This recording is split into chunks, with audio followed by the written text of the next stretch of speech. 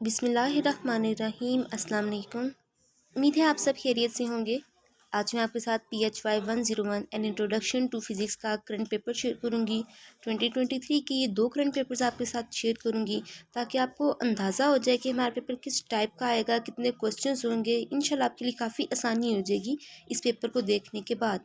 Total आपके 50 questions होते हैं, जिनमें से 40 आपके MCQs होते हैं, 33 करने होते हैं और 7 की चॉइस होती है। बेशक आप सारे कर लें, लेकिन मार्क्स 33 MCQs के ही लगेंगे। इसी तरह 6 शॉर्ट क्वेश्चंस होते हैं, 4 अटेम्प्ट करने होते हैं और 2 की चॉइस होती है। और 4 लॉन्ग क्वेश्चंस होते हैं, 3 करने होते हैं और 1 की चॉइस होती है। ये चॉइस वाला सिस्टम तो फर्स्ट टाइम आया है, मीन्स कि पहले मिड टर्म में आया था, लेकिन फाइनल में अब फर्स्ट टाइम आया। तो पहले हम बात कर लेते हैं कि जो हमारे 33 मार्क्स के MCQs हैं ये कहाँ से आ रहे हैं, क्योंकि बहुत ज़्यादा इंपॉर्टेंट है, बहुत अहमियत के हामिल है। तो देखने मीन्स के ये आपकी लक पे डिपेंड करता है। PHY 101 मेरा अपना पर्सनली एक्सपीरियंस है इसके ऊपर, कि इसके हैंडआउट्स में से भी आते हैं, इसके कॉन्सेप्चुअल भी आते हैं और मीन्स पास्ट फाइल्स में से भी आती हैं। एग्जांपल्स, कंडीशंस, सिनेरियोज के ज़रिए पेपर को पूछा जाता है। मीन्स के किसी की लक पे डिपेंड करता है, किसी का तो सारा पेपर पास्ट फाइल्स में से आ जाता है, किसी का 50% पास्ट से, 50% हैंडआउट से, किसी का तो ज़रा सा टच किया जाता है। तो ये आपकी लक पे डिपेंड करता है। दुआ पढ़ के जाएँ, नफल पढ़ें, फिर इंशाल्लाह आपका पेपर अच्छा होगा। स्टार्ट कर दें बस भी। अब बात करते हैं शॉर्ट क्वेश्चंस की। तो देखें, जो PHY का सब्जेक्ट है ना, इसके बीच में जो क्वेश्चंस होते हैं वो एक्सप्लेनेशन वाले नहीं पूछे जाते, मीन्स के डिटेल वाले नहीं पूछे जाते।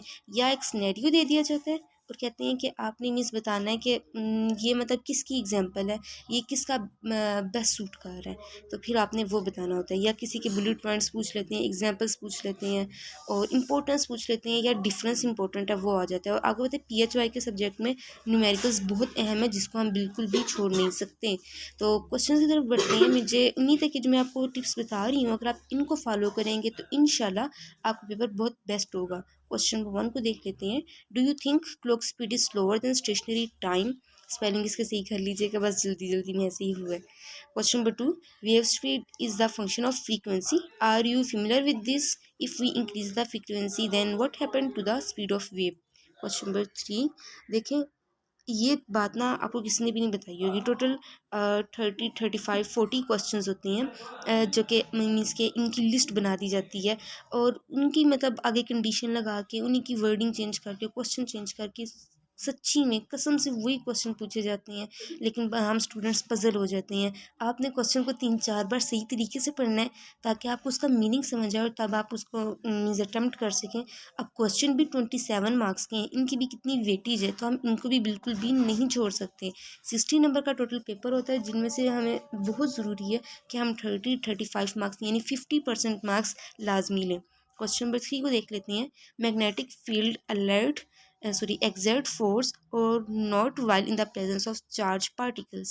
Question number 4, what is Lukwa force and what is the range of it? ये थोड़ा फिजिक्स वाला पेपर है ना, इसमें ये ऐसी चीज़ें पूछी जाती हैं, आपको पता है। देखिए, कोई भी मीन्स के ज़्यादा एक्सप्लेनेशन और डिटेल वाला क्वेश्चन नहीं है इसमें। सेकंड लास्ट क्वेश्चन है इसमें, न्यूट्रॉन, ड्यूट्रॉन और इलेक्ट्रॉन चार्जेस से रिलेटेड एक न्यूमेरिकल था, जिनमें आपने इन चीज़ों को फाइंड करना था। डिफाइन कैपेसिटर, रजिस्टर्स, मतलब ये दोनों आपको पता है अलग अलग चीज़ें हैं, इनको आपने बस लिखना था। आगे है लॉन्ग क्वेश्चंस आ जाते हैं, तो 5 मार्क्स के आपके लॉन्ग क्वेश्चंस होते हैं। Define quantum revolution, question number 2। Numerical था, मैग्नेटिक फील्ड फाइंड करनी थी आपने। पैरेलल कैपेसिटर में मीन्स कनेक्ट हुआ हुआ था, आपने उसका फार्मूला बताना था और चार्ज उसका फाइंड करना था। और बीच में स्पेलिंग मिस्टेक हो गई है, सॉरी फॉर दिस, तो फिर इसको आपने ऐसे समझ लीजिएगा। क्वेश्चन नंबर 4, रिलेटिविटी का मेडिकल था, उसमें प्लांक्स कांस्टेंट वगैरह उसको आपने फाइंड करना था। इसी तरह आप सेकंड पेपर में आपके साथ शेयर कर रही हूँ। MCQs की तो जो बात मैं आपके साथ कर चुकी हूँ वो वही है। अब क्वेश्चंस हैं, उनको देख लेते हैं। क्वेश्चन नंबर 1, ये सेकंड पेपर है इसका, PHY 101 an introduction to physics का। Basic postulates of Einstein theory of relativity बहुत इंपॉर्टेंट है, या तो इसका न्यूमेरिकल दे देती हैं या तो फिर इसका क्वेश्चन दे देती हैं। और अगर ये ना है तो 3-4 MCQs बीच में से दे देती हैं। इस टॉपिक को अच्छे तरीके से पढ़ लीजिएगा। Question number 2, the primary of 3-1 setup transformer is connected to a source and the secondary is connected to a resistor R. The power dissipated by R in this situation is P. If R is connected directly to the source, it will dissipate a power of. ये question number 2 था। Means देखें इसमें आपने transformer के बारे में ही बताना है, लेकिन इसने बीच में कंडीशन लगा दिया, थोड़ा सा क्वेश्चन को ट्रिकी बना दिया। क्वेश्चन को पढ़ेंगे तो समझ आ जाएगा। मैक्सवेल इक्वेशन मैं कहती हूँ छोड़ने वाला क्वेश्चन ही नहीं है। Maxwell equation predict that the speed of light in the free space is. Next question number 4, when you stand in the front of a plane mirror, your image is. Question number 5. Interference of a light is evidence that. Question number 6. The reason that there are split rather than one in the young double slit experiment. Question number 7. X-rays are which kind of waves? ये आ जाएगा आपके long question में आगे से। और next question है, which of the following electromagnetic radiations has photons with the greatest energy. Question number 9, the outermost layer of sun is called. देखिए कितने आसान आसान से क्वेश्चंस हैं, किसी में भी आपसे एक्सप्लेनेशन नहीं पूछी गई, किसी में उसका नाम पूछा गया है, किसी में बस एक एक दो दो लाइन्स के क्वेश्चन है, किसी में तो एक दो वर्ड्स ही लिखने हैं। अपनी न्यूमेरिकल्स पे ग्रिप रखिएगा। ऐसा होता है ना स्टूडेंट को फंसाने के लिए, वैसे मुझे नहीं लगता कि इस बार ये पेपर्स में स्टूडेंट्स को फंसाएंगे कि मीन्स ट्रिकी क्वेश्चंस देके न्यूमेरिकल्स वगैरह देके, लेकिन पहले 9-10 में ये या पीएच के सब्जेक्ट में, पीएचवाई के सब्जेक्ट में ये न्यूमेरिकल देके ही स्टूडेंट को फेल कर देते थे। तो नेक्स्ट क्वेश्चन देखते हैं, a large collection of nuclei are undergoing alpha decay, the rate of decay at any instance is proportional to.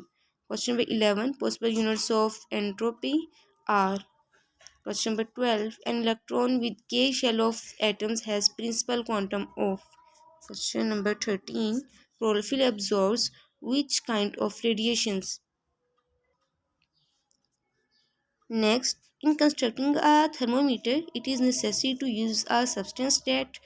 अब देखें ये डिफरेंट जो जो मुझे मिले, जहाँ जहाँ से मैंने देखा कि पेपर में आ रहा है, जिस स्टूडेंट ने मुझसे शेयर किए, मैंने वो सारे क्वेश्चंस की एक लिस्ट बना के आपके सामने रख दी है। देखिए भाई ऐसे क्वेश्चन आते हैं, कभी कुछ मिले जुले क्वेश्चन आ जाते हैं, कुछ स्ट्रेट फॉरवर्ड पूछे होते हैं, तो इस चीज़ को ध्यान में रखिएगा। नेक्स्ट है एडियाबैटिक एक्सपेंशन की डेफिनेशन आपने बतानी थी। Question number 16, if two objects are in the thermal equilibrium with each other, then. Question number 17, the wave function is signified as. And last question, hottest and coldness of an object is represented in the terms of.